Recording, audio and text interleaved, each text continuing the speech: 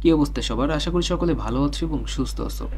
So SSC 2025 সালে যে শিক্ষার্থীগুলো রয়েছে ফাইনালি তোমাদের রুটিন প্রকাশ করেছে শিক্ষা বোর্ড থেকে। সো অনেকে অপেক্ষায় ছিলে বা অনেকে বিভিন্ন কনফিউশনে ছিলে যে কত তারিখে তোমাদের পরীক্ষা হবে, কোন মাসে তোমাদের পরীক্ষা হবে বা কবেই বা রুটিন প্রকাশ করবে শিক্ষা বোর্ড থেকে। সো ফাইনালি আজকে শিক্ষা বোর্ড থেকে অফিসিয়ালভাবে তার নোটিশ প্রকাশ করেছেন, তোমাদের রুটিন প্রকাশ করেছেন এবং কিছু গুরুত্বপূর্ণ নির্দেশনা রয়েছে পরীক্ষা সম্পর্কিত সকল বিষয় আজকে ভিডিওতে আমরা স্টেপ বাই স্টেপ ক্লিয়ার করব। সো চলো বেশি কথা না বলে আজকে ভিডিওটি শুরু করা যাক। সো এইখানে তুমি রুটিনটি দেখতে পাবা যে প্রথমে এখানে যে 25 সালের মাধ্যমিক স্কুল সার্টিফিকেট পরীক্ষার সময়সূচি, সো এটা আজকে 12 তারিখে তারা প্রকাশ করেছেন। এখানে বলা হচ্ছে প্রথম যে পরীক্ষাটা সেটা হচ্ছে 10 তারিখে।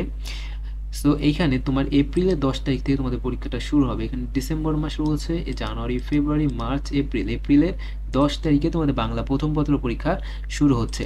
বৃহস্পতিবার থেকে তোমার বাংলা প্রথম পত্র পরীক্ষা শুরু হবে, তারপরে বাংলা দ্বিতীয় পত্র থেকে শুরু করে ধারাবাহিকভাবে সকল পরীক্ষাগুলো তোমার এখানে হবে। ঠিক আছে, সো এই রুটিনটে যেটা ডাউনলোড লিঙ্ক আমার ডিসক্রিপশন বক্সে দেওয়া থাকবে বা আমার কমেন্ট করতে পারো, কমেন্টে পিন করে দেবো, সেখান থেকে তোমরা সরাসরি ডাউনলোড করে নিতে পারবা। এবং এখানে আরও কিছু গুরুত্বপূর্ণ বিষয় রয়েছে। এখানে দেখো বাংলা রয়েছে, ইংরেজি দ্বিতীয় পত্র, গণিত, ঠিক আছে। আর এই পরীক্ষাগুলোর নিচে এখানে তোমাদের ব্যবহারিক পরীক্ষা কবে হবে সকল বিষয়গুলো এখানে দেওয়া রয়েছে। যে বিষয়গুলো থাকে তোমাদের পরীক্ষা শেষ হচ্ছে তাহলে কত তারিখে তোমাদের পরীক্ষা শেষ হবে 8/5/2025 সালে। আর ঠিক আছে, এবং তোমাদের এরপরে কয়েকদিন পরে কিন্তু তোমাদের প্র্যাকটিক্যাল পরীক্ষাও শুরু হবে। এবং এইখানে কিছু বিশেষ বিশেষ নির্দেশনাবলী রয়েছে যেগুলো রুলস তোমাকে মানতে হবে। সেখানে বলা হচ্ছে কিছু কিছু বিষয় সেম, যেমন তোমার পরীক্ষা শুরু 30 মিনিট পূর্বে অবশ্যই পরীক্ষার্থীকে কেন্দ্রে অবস্থান গ্রহণ করতে হবে। প্রশ্নপত্র উল্লেখিত সময় অনুযায়ী পরীক্ষা গ্রহণ করতে হবে।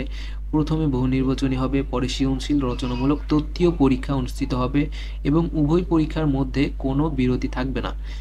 আচ্ছা, পরীক্ষাগণ তাদের প্রবেশপত্র নিজ নিজ শিক্ষা প্রতিষ্ঠানের প্রধানের নিকট হতে পরীক্ষা আরম্ভের কমপক্ষে 3 দিন পূর্বে সংগ্রহ করবে।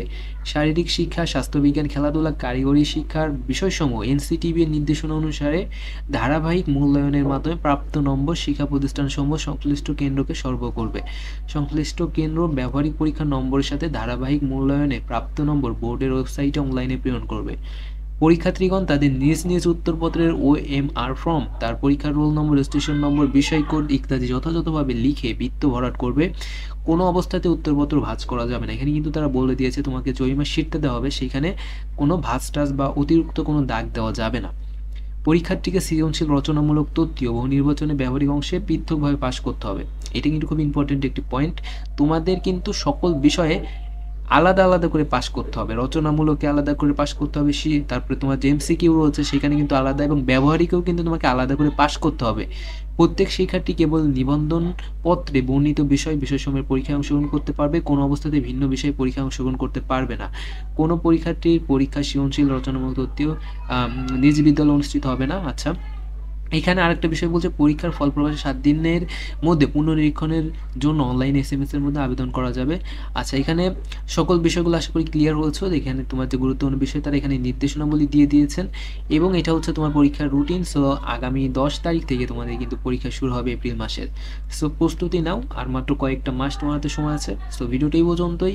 পরবর্তী আপডেটগুলো পেতে অবশ্যই চ্যানেলটিকে সাবস্ক্রাইব করে রাখো। সো ভালো থাকো সবাই, আল্লাহ হাফেজ।